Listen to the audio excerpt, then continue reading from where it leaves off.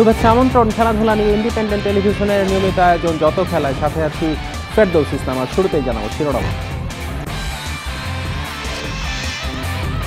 Champions ট্রফিতে Afghanistan Australia match বৃষ্টিতে পরিত্যক্ত, 4 পয়েন্টে সেমিফাইনাল নিশ্চিত অস্ট্রেলিয়ার।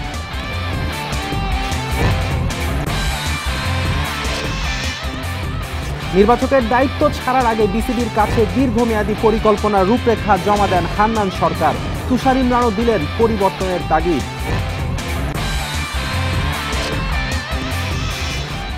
এশিয়ান কাপ বাছাইয়ের ক্যাম্প শুরু, হামজা চৌধুরীর অন্তর্ভুক্তিতে ভারতের বিপক্ষে জয়ের আশা বেড়েছে বাংলাদেশের।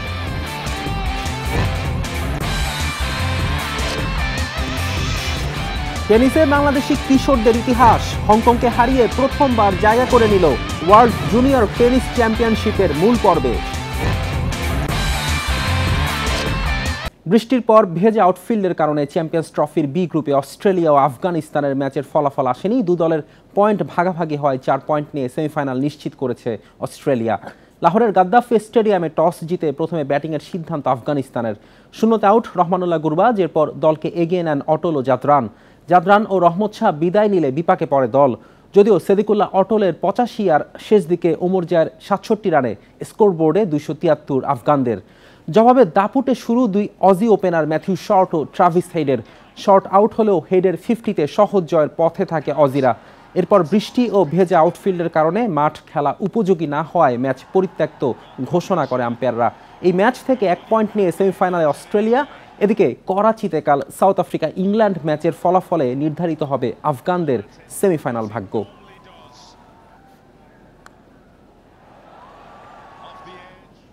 28 ফেব্রুয়ারি নির্বাচকের দায়িত্ব শেষ হলো হান্নান সরকারের। যাওয়ার আগে বিসিবিকে 3 থেকে 5 বছরের পরিকল্পনা জমা দিয়েছেন। বিশ্বাস করেন নতুনভাবে শুরু করলে আর নতুনদের সুযোগ দিলে ঘুরে দাঁড়াবে বাংলাদেশ দল। মুশফিক মাহমুদুল্লাহর অবসর বোর্ড ও তাদের উপরই ছেড়ে দিলেন সাবেক এই তারকা ব্যাটার। পদত্যাগের ঘোষণা মাসখানেক আগেই দিয়েছিলেন। ফেব্রুয়ারির শেষ দিন হান্নান সরকারের শেষ নির্বাচক পরিচয়ের। 1 বছরের জার্নিতে আছে সাফল্য ব্যর্থতা। শেষটাও ভালো হয়নি চ্যাম্পিয়ন্স ট্রফির কারণে। চলে গেলেও বিসিবিকে দিয়ে যাচ্ছেন রূপরেখা। 3 থেকে 5 বছরের পরিকল্পনা তুলে ধরেছেন বিসিবির কাছে। অবজারভেশন আমার একটা ফিউচার প্ল্যান যেটা ছিল, যাদের দিকে তাকিয়ে আমি এগিয়ে যাচ্ছিলাম বা যাদেরকে নিয়ে আমার স্বপ্ন ছিল যেভাবে এগোনো উচিত, সেই অপিনিয়নটা বা একটা আপনি বলতে পারেন আগামী 3 থেকে 5 বছরের যে একটা প্রসেস, সেই প্রসেসে কারা রয়েছে বা কাদেরকে নিয়ে আগানো যেত বা যায়, সেদিকে আমার যে লক্ষ্যটা ছিল সেই নামগুলো আমি সেভাবে প্লেস করে দিয়েছি। আমার অপিনিয়নটা আমি জানিয়েছি। হান্নানদের সময়ে ফরম্যাট ভেদে তামিম মাহমুদুল্লাহ সাকিব বিদায় জানিয়েছেন। ওয়ানডে থেকে মুশফিক মাহমুদুল্লাহর বিদায়ের দাবি উঠেছে। নির্বাচকদের করণীয় কি জানালেন সাবেক এই তারকা।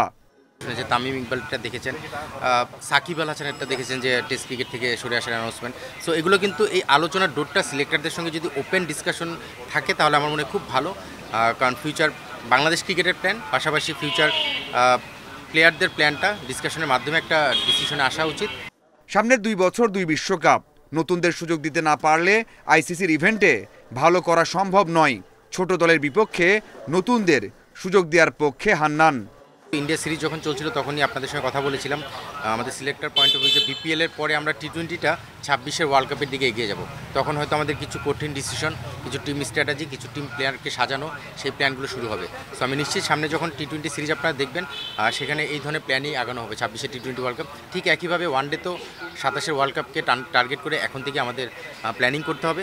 নির্বাচক পদকে বিদায় বলা হান্নানের কোচিং মিশন শুরু হচ্ছে প্রিমিয়ার ডিভিশন দিয়ে। দ্রুতই বিসিবির হাই পারফরমেন্স ইউনিটের কোচের পদে দেখা যেতে পারে সাবেক এই তারকা ব্যাটারকে। নাজরুল ইসলাম, ইন্ডিপেন্ডেন্ট নিউজ। চ্যাম্পিয়ন্স ট্রফিতে প্রত্যাশিত পারফরমেন্স হয়নি বাংলাদেশের। শিরোপা জেতার স্বপ্ন নিয়ে গেলেও ফিরেছে রীতিমতো শূন্য হাতে। দুরবস্থা কাটাতে নতুনভাবে পরিকল্পনার পরামর্শ তুষার ইমরানের। ক্যাপ্টেন্সি নিয়েও অভিমত দিয়েছেন তিনি। 2015 বিশ্বকাপ থেকে বাংলাদেশ ওয়ানডে দলের নবজাগরণ হয়েছিল। বিশ্ব ক্রিকেটে এক সমীহ জাগানো দল হয়ে ওঠে তখন। মাশরাফি তামিম অবসরে, সাকিবও দলে নেই, মুশফিক মাহমুদুল্লাহ শেষ বেলায়। সেরা 5 তারকার রিপ্লেসমেন্ট তৈরি হয়নি বাংলাদেশের। দুর্বল ঘরোয়া ক্রিকেটে রাতারাতি সেরাদের বিকল্প পাওয়া কঠিন। তারপরও শান্তরা শিরোপা জয়ের স্বপ্ন দেখেছে, কিন্তু প্রস্তুতি, পরিকল্পনা আর দলীয় পারফরমেন্সের অভাবে পূরণ হয়নি প্রত্যাশা। শান্ত, তানজিদ কিংবা অভিজ্ঞ মুশফিক রিয়াদ কেউই নামের সঙ্গে সুবিচার করতে পারেননি।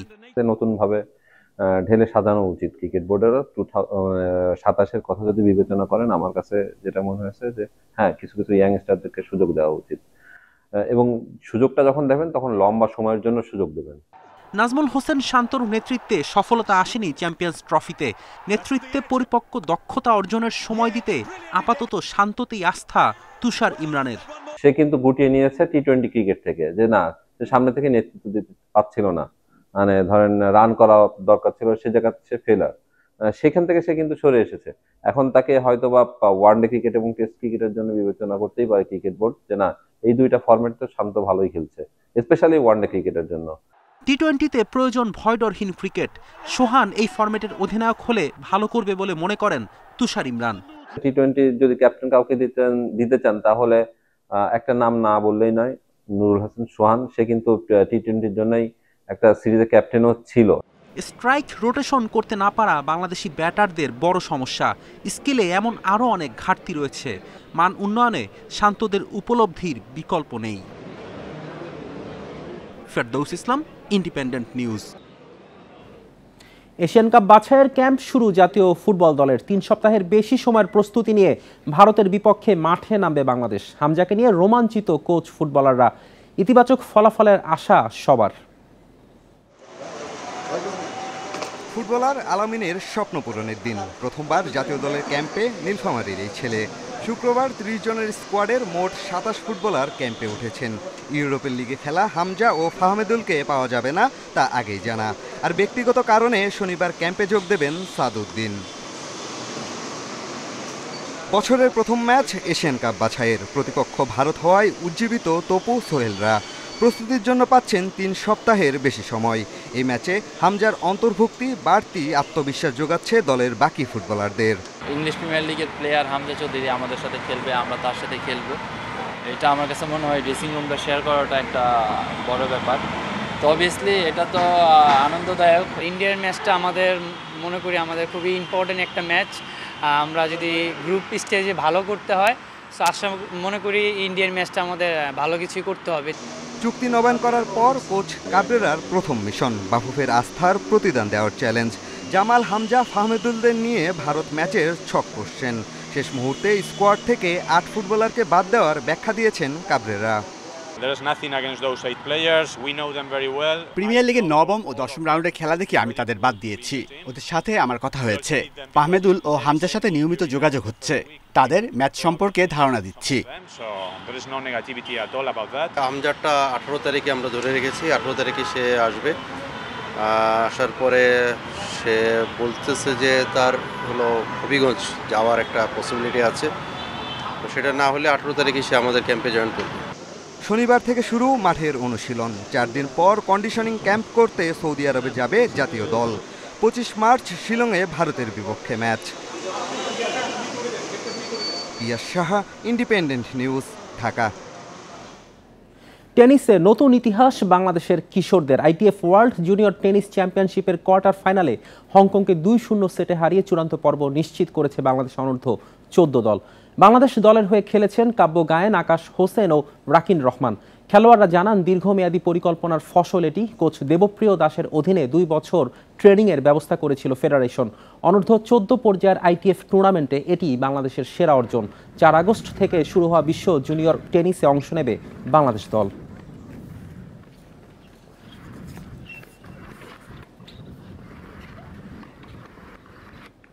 চ্যাম্পিয়ন্স ট্রফিতে ইংল্যান্ডের ব্যর্থতায় সাদা বলের ক্রিকেটে নেতৃত্ব ছাড়লেন জশ বাটলার। ওয়ানডে ও টি-20তে নতুন অধিনায়ক খুঁজতে হবে ইংল্যান্ডকে। চ্যাম্পিয়ন্স ট্রফিতে প্রথম ম্যাচ অস্ট্রেলিয়ার বিপক্ষে ও পরের ম্যাচে আফগানিস্তানের বিপক্ষে হার। এতে আসর থেকে ছিটকে যায় 3 লায়ন্স। বাটলারের নেতৃত্বে এ নিয়ে টানা 3 আইসিসি টুর্নামেন্টে হতাশা সঙ্গী হল ইংল্যান্ডের। আর তাই অধিনায়কত্ব থেকে সরে আসার সিদ্ধান্ত জশ বাটলারের। চ্যাম্পিয়ন্স ট্রফিতে কাল সাউথ আফ্রিকার বিপক্ষে ম্যাচে শেষবার দলকে নেতৃত্ব দেবেন বাটলার। চ্যাম্পিয়ন্স ট্রফিতে বি গ্রুপের শেষ ম্যাচে ছিটকে যাওয়া ইংল্যান্ডের মুখোমুখি হবে সাউথ আফ্রিকা। করাচিতে ম্যাচ শুরু হবে কাল বেলা ৩টায়। নিজেদের প্রথম ম্যাচে ৩৫১ রান করে অস্ট্রেলিয়ার বিপক্ষে হারে ব্যাকফুটে পড়ে ইংল্যান্ড। দ্বিতীয় ম্যাচে আফগানিস্তানের বিপক্ষে হাড্ডাহাড্ডি লড়াই করেও জেতা হয়নি জরুরদের। টানা 2 হারে টুর্নামেন্ট থেকে ছিটকে পড়ে ইংলিশরা। এদিকে আফগানিস্তানকে হারিয়ে আসর শুরু সাউথ আফ্রিকার। বৃষ্টিতে পয়েন্ট ভাগ হয় অজিদের সঙ্গে। ইংল্যান্ডকে হারাতে পারলেই সেরা 4-এর টিকিট পাবে প্রোটিয়ারা, আর হারলে হিসেব হবে নেট রান রেটের।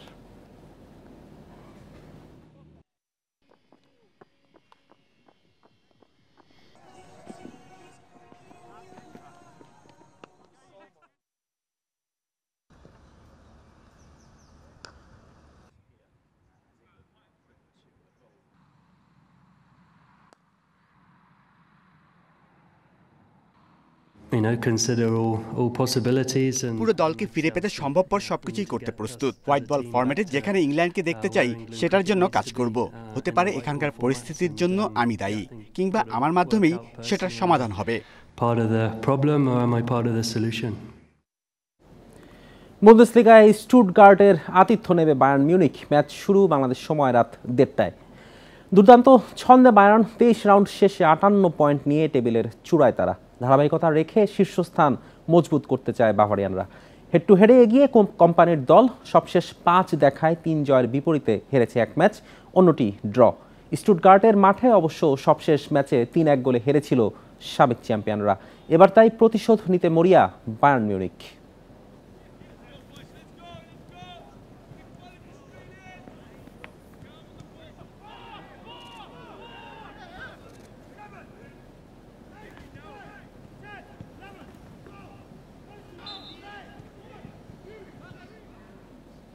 এই ছিল আজকের যত খেলা। ইন্ডিপেন্ডেন্ট টেলিভিশনের সব খবর বিস্তারিত জানতে চোখ রাখুন ফেসবুক, ইউটিউব ও এক্সে। আমন্ত্রণ আমাদের পরের আয়োজনে।